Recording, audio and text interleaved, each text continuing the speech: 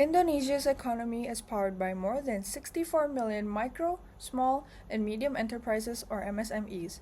They contribute over 60% of the country's GDP and provide employment for millions of Indonesians.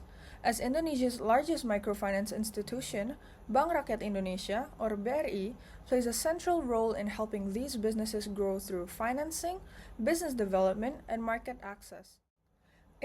Through its ultra-micro holding ecosystem, BRI's mission goes beyond lending.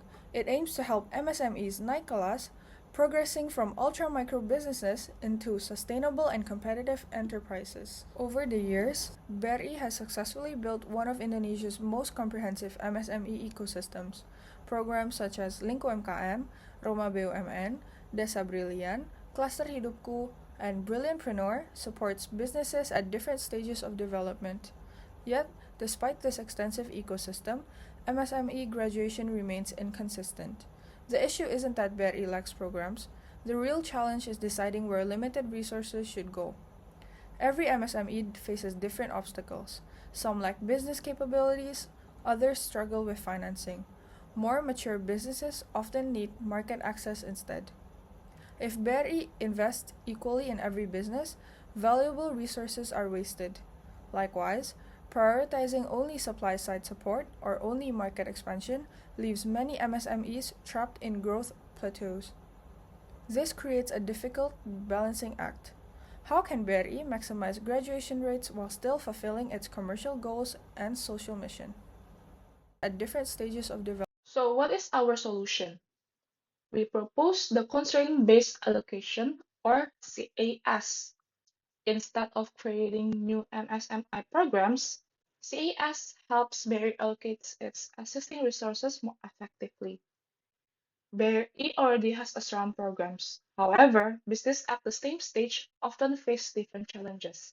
Some need better business capabilities, others need financing, while some are ready to expand into larger markets.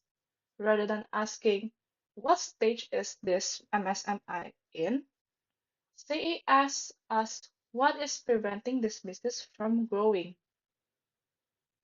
Once the main challenge is identified, Barry can direct the MSMI to the most suitable combination of its existing programs. This ensures that every business receives support based on what it actually needs, making resources allocation more effective, and creating the likelihood of successful business growth.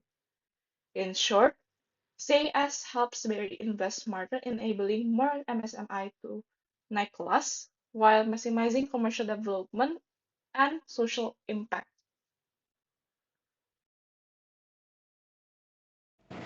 So how does the constraint-based allocation system work? Well, it kind of works a little bit like Google Maps, where it collects information, routes algorithms to decide the best routes, and navigates users as to where to go. Now the CAS effectively has three layers. The first layer is going to be consolidating all of BRE's information and putting it into a single MSME profile. Then we'll go to the second layer, which is the constraint diagnosis. And from here, we use the constraint scoring system to analyze the MSME profile, which generates three diagnostic scores across business capability, financial capability, and market access. Finally, we go to the third layer, where the Constraint Priority Index, or CPI, helps decide what BRE should do next for the specific MSME. Based on the priority of the diagnostic domains, an intervention bundle using BRE's existing ecosystem will be formulated for this MSME. Additionally, there is going to be a monitoring and compliance mechanism such that the MSMEs that have borrowed money are going to have a review by BRE or alternatively a self-intervention mechanism in case they need any help. So how is CAS going to be implemented for BRE? Well, this program is engineered to be as frictionless as possible with BRE and effectively divided into two stages.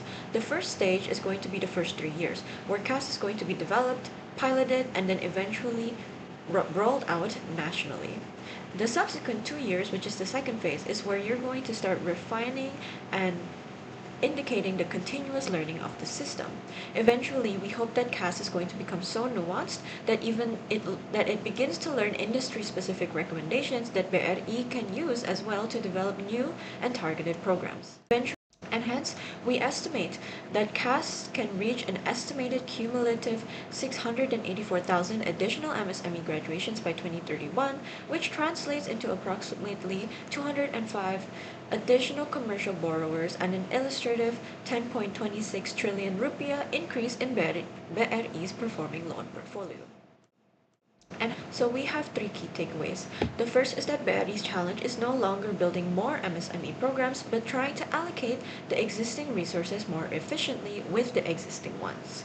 The second is that MSME growth is heterogeneous, requiring dynamic rather than linear interventions, and therefore CAS, or the constraint-based allocation system that we have recommended, helps to transform BRI's ecosystem into a coordinated decision-making support system, improving graduation rates and commercial sustainability.